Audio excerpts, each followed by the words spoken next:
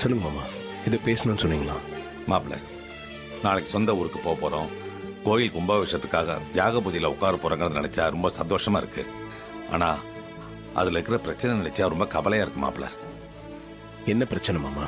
மாப்பிள்ள, அந்த ஊர்ல உங்களை எல்லாருக்குமே தெரியும். ஆனா நீங்க தான் எங்க அம்மாவோட பேரங்கிறது சாமுண்டீஸ்வரிக்கோ சந்திராவுக்கோ தெரியாது. அவங்களுக்கு மட்டும் தெரிஞ்சா பெரிய பூகம்பமே வெடிக்குமே மாப்பிள்ள.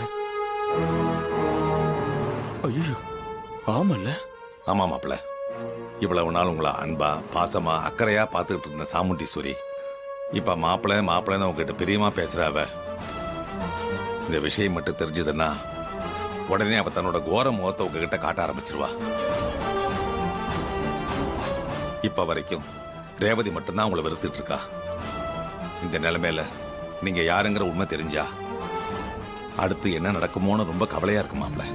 ஆமா மாமா, இது வரைக்கும் நம்ம பார்க்காத அளவுக்கு அத்தையோட கோபம் கொடூரமா இருக்கும்னு பயமா இருக்கு.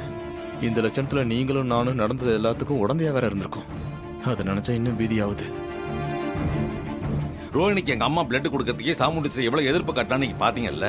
தான் பெத்த பொண்ணோட உயிரை விட எங்க அம்மா மேல இருக்கிற கோவம் தான் அவளுக்கு ரொம்ப பெருசா போச்சு.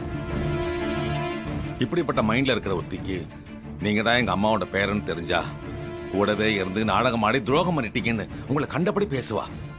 அப்புறம் உங்களை மன்னிக்கவே மாட்டா மாப்பிள்ள. ஆமா, நீங்க சொல்றதெல்லாம் எனக்கும் தெரியும் மாப்பிள்ள. ஆமா மாமா, இதை பத்திலாம் நான் யோசிக்காம இருப்பேனா? யோசிச்சேன். நீங்க நினைச்சு பயப்படுற மாதிரிலாம் எதுவுமே நடக்காது. நான் பாத்துக்கிறேன். என்ன மாப்பிள்ள சொல்றீங்க? எப்படி சமாளிப்பீங்க? சொல்றேன் மாமா.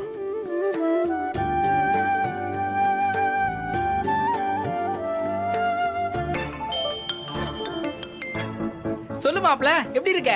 நல்லா இருக்கேன்டா. உனக்கு கல்யாணம் ஆச்சுன்னு கேள்விப்பட்டேன். கல்யாணத்துக்கு என்ன கூப்பிடவே இல்ல பாத்தியா? டேய், இப்ப அது ரொம்ப முக்கியமா? நாளைக்கே நீ என் தாத்தா பாட்டி இருக்கிற ஊருக்கு வரணும். அப்படியா மாப்ள? நீ சொல்லி வராம இருப்பனா? கண்டிப்பா வந்துடுற மாப்ள. நாளைக்கு காலையில அந்த ஊர்ல இருக்கிற கோயிலுக்கு வந்துரு. கண்டிப்பா வந்துடுற மாப்ள. டேய், வர்றப்ப ரெகுலரா வர மாதிரி வந்துடாத. பின்ன வேற எப்படி வர்றது? நீ எப்படி வரணும்னு நான் சொல்றேன், அந்த மாதிரி வா. மாப்ள, இதெல்லாம் எதுக்குன்னு நான் கொஞ்சம் தெரிஞ்சுக்கலாமா? ஏன்? காரணம் சொன்னதான் வருவியா? சாரி மாப்ள, இன்னொரு விஷயம். என்னடா? போன தடவை வந்தப்ப 2 முரட்டு ஆளுங்க என்ன கொலவெறியோடு அடிச்சு கொல்ல பார்த்தாருங்க. இந்த வாட்டிலாம் அந்த மாதிரி எதுவும் நடக்காம நீ தான் பாத்துக்கணும். அதெல்லாம் நான் பாத்துக்கிறேன், நீ வா. சரி மாப்ள, உன் பேச நான் மீறுவனா?